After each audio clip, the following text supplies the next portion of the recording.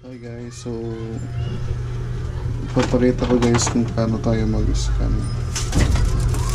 Ito, scan natin ito. Scan natin ito. Scan natin ito. Tapos pindutin nyo yung scan dito. Then scan to PC. Ganun, scan to PC. Tapos image, follow 210 PDF. Okay.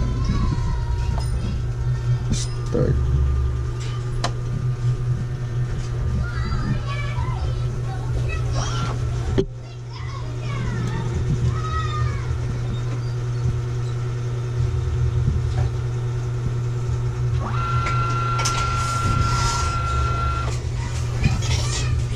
Pindutin ang no. Tapos punta kayo sa laptop guys. Ito na siya.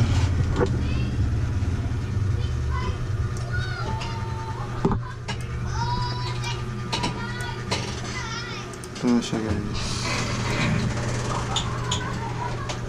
Tapos dito nyo siya mahahanap.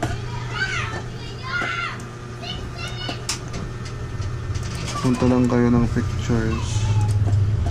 Tapos hanapin nyo yung folder na control center. Tapos scan. Yun lang, salamat.